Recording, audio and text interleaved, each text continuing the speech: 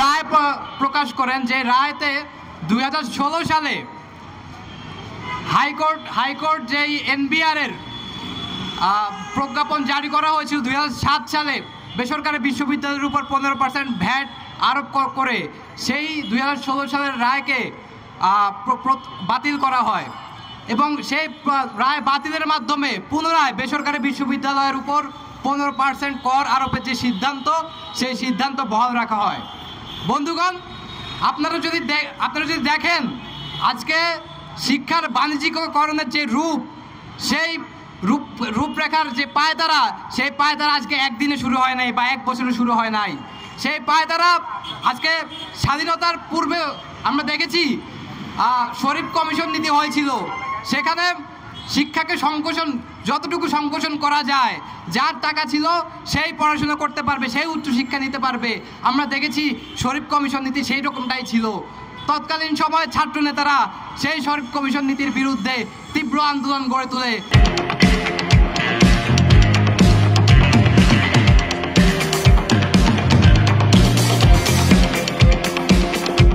এবং সেই শরীফ কমিশনের বিরুদ্ধে আন্দোলন করতে গিয়ে সেখানে ছাত্র নেতারা অনেকে নিহত হন। আজকে আমরা সেই 17ই সেপ্টেম্বর শিক্ষা দিবস হিসেবে এখনো আমরা পালন করি।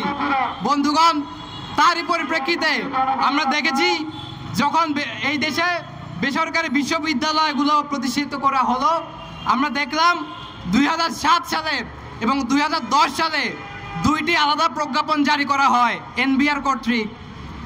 সেই প্রজ্ঞাপনে বেসরকারি বিশ্ববিদ্যালয়গুলোর উপর 15% ভ্যাট আরোপ করা হয়। পরবর্তীতে বেসরকারি বিশ্ববিদ্যালয় শিক্ষার্থীদের তুমুল আন্দোলনের মুখে পড়ে 2016 সালে হাইকোর্ট সেই প্রজ্ঞাপন বাতিল করতে বাধ্য হয় এবং পরবর্তী সময়ে আমরা দেখলাম তারপরও রাষ্ট্রপক্ষ ক্ষান্ত হন নাই। রাষ্ট্রপক্ষ 45টি লিভ টু আপিল করলেন। সেই লিভ টু আপিলের যখন অনুমোদন দেওয়া হলো 2021 সালে, তখন তারা 45টি আপিল করলেন এবং এই আপিলের পূর্ণাঙ্গ রায় কিছুদিন আগে প্রকাশ হয়েছে এবং সেখানে বলা হয়েছে যে বেসরকারি বিশ্ববিদ্যালয়গুলোর উপর 15% কর আরোপ করা হবে। এবং আমরা বলতে চাই বন্ধুগণ, এই যে 15% কর আরোপ করা হচ্ছে, হাইকোর্ট বলছে, আপিল বিভাগ বলছে এই 15% কর শিক্ষার্থীদের টিউশন ফি কিংবা অর্থনৈতিকভাবে কোনো প্রভাব ফেলবে না শিক্ষার্থীদের উপর। কিন্তু আমরা বলতে চাই বন্ধুগণ, বেসরকারি বিশ্ববিদ্যালয়গুলো তার জন্মলগ্ন থেকেই আমরা দেখেছি বিভিন্নভাবে বেসরকারি বিশ্ববিদ্যালয়ের শিক্ষার্থীদেরকে শোষণ করে আসছে। আজকে বেসরকারি বিশ্ববিদ্যালয়গুলোর দিকে যদি তাকান, দেখবেন বেশিরভাগ বেসরকারি বিশ্ববিদ্যালয়গুলোতে নিজস্ব ক্যাম্পাস নাই।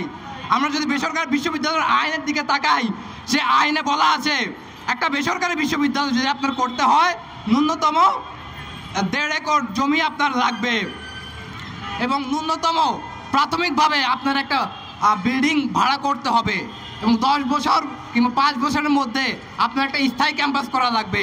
সেখানে আপনার মাঠ থাকতে হবে, সেখানে আপনার ল্যাব ফ্যাসিলিটিস থাকতে হবে, সেখানে আপনার একজন শিক্ষার্থীর যে সুযোগ সুবিধা প্রয়োজন বিশ্ববিদ্যালয়গুলোতে সকল সুযোগ সুবিধা দিতে হবে।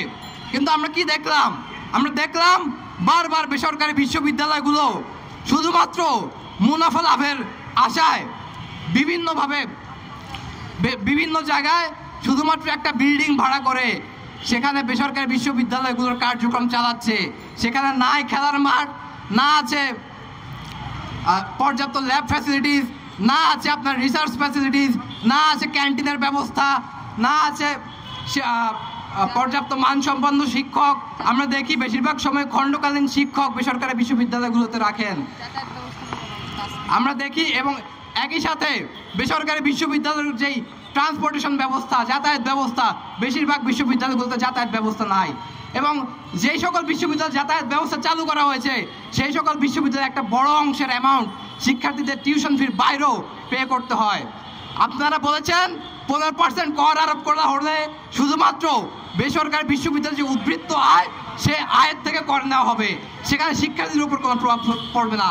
কিন্তু আমরা বলতে চাই বন্ধুগণ, আপনি যখন কর আরোপ করেন, এমনিতেই বেসরকারি বিশ্ববিদ্যালয়ের শিক্ষার্থীর এত সমস্যা, সেই সমস্যার মধ্যে আপনি যখন 15% আয় কেড়ে নেবেন বেসরকারি বিশ্ববিদ্যালয়গুলোর থেকে, তখন এই বিশ্ববিদ্যালয়ের মালিক পক্ষ, ট্রাস্টি বোর্ড যারা আছে, যারা শিক্ষার্থীদের সাথে কোনো রকম আলোচনা না করেই বিভিন্ন সময় শিক্ষার্থীদের উপর অযৌক্তিক সিদ্ধান্তগুলো চাপিয়ে দেন, তারা কি করবে?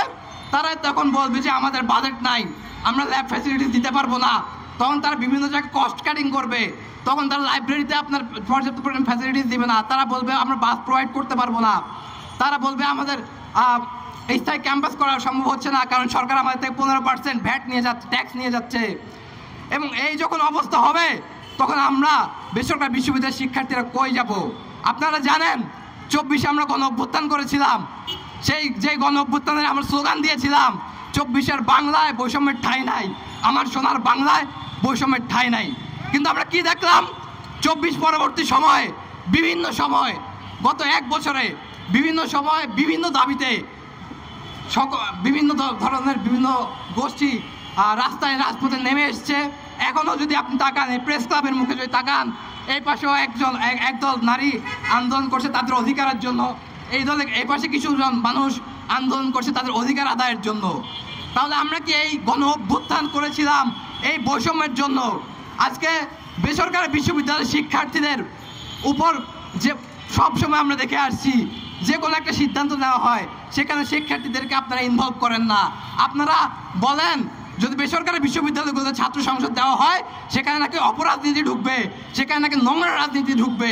অথচ আমরা বলতে চাই আপনারা ছাত্র সংসদ নির্বাচন দিতে চান না, কারণ আপনারা চান না যদি ছাত্র সংসদ নির্বাচন দেয় আমরা ছাত্ররা বিভিন্ন সময় দাবি দাওয়া নিয়ে যাব, আমরা আমাদের অধিকার সম্বন্ধে আপনাদেরকে জানাতে পারবো, অবগত করতে পারবো। আমাদের কি লাগবে একজন শিক্ষার্থী হিসাবে বেসরকারি বিশ্ববিদ্যালয়গুলোতে আমাদের কি সুযোগ সুবিধা লাগবে সেটা সবচেয়ে ভালো আমরাই বুঝি। এবং আপনারা যদি তাকান বেসরকারি বিশ্ববিদ্যালয় সিন্ডিকেট যে বৈঠকগুলো হয়, যে সিন্ডিকেট সভায়, সেখানে বেসরকারি কোনো শিক্ষার্থীদের প্রতিনিধি থাকে না, সেখানে শিক্ষকদের প্রতিনিধি থাকে না, সেখানে চতুর্থ শ্রেণীর যে কর্মচারীরা থাকে তাদের কোনো প্রতিনিধিত্ব থাকে না। আপনারা সর্বোপরি যাদের জন্য আপনারা বেসরকারি বিশ্ববিদ্যালয় তৈরি করেছেন তাদের প্রতিনিধিত্ব নিশ্চিত না করে আপনারা সিন্ডিকেট সভাগুলো করেন। আমরা দেখেছি 24 পরবর্তী সময়ে প্রাইম এশিয়ায় কীভাবে শিক্ষার্থীদের উপর অযৌক্তিকভাবে টিউশন ফি বৃদ্ধি করা হয়েছিল। আমরা দেখেছি প্রাইম এশিয়া যখন শিক্ষার্থীরা আন্দোলন করেছিল তখন কীভাবে পুলিশের মাধ্যমে তাদেরকে প্রতিহত করা হয়। আমরা দেখেছি কিছুদিন আগেই ইউআইইউ, ইউনাইটেড ইন্টারন্যাশনাল ইউনিভার্সিটি, সেখানে তারা কিছু যৌক্তিক দাবি নিয়ে আর শান্তিপূর্ণভাবে আন্দোলন করে যাচ্ছিল, কিন্তু আমরা দেখলাম সেখানে প্রায় 15 জনের বেশি শিক্ষার্থীকে ইউআইইউ কর্তৃপক্ষ বিনা নোটিশে একদিনের মাথায় বহিষ্কার করেন। এবং এর আগেও আমরা দেখেছি 2021 সালে যখন ইউল্যাবে করোনাকালীন সময়ে বেতন মওকুফের আন্দোলন চলে, তৎকালীন সময় ছাত্র ইউনিয়ন নেতা সাদাত মাহমুদ এবং ছাত্রনেতা আতিক দুইজনকেই বহিষ্কার করা হয়। তৎকালীন সময়ে ক্ষমতায় ছিল আমরা জানি স্বৈরাচারী আওয়ামী লীগ সরকার। এই আওয়ামী লীগ সরকারকে 24-এ আন্দোলন করে বেসরকারি বিশ্ববিদ্যালয়ের শিক্ষার্থীরা হটিয়েছে।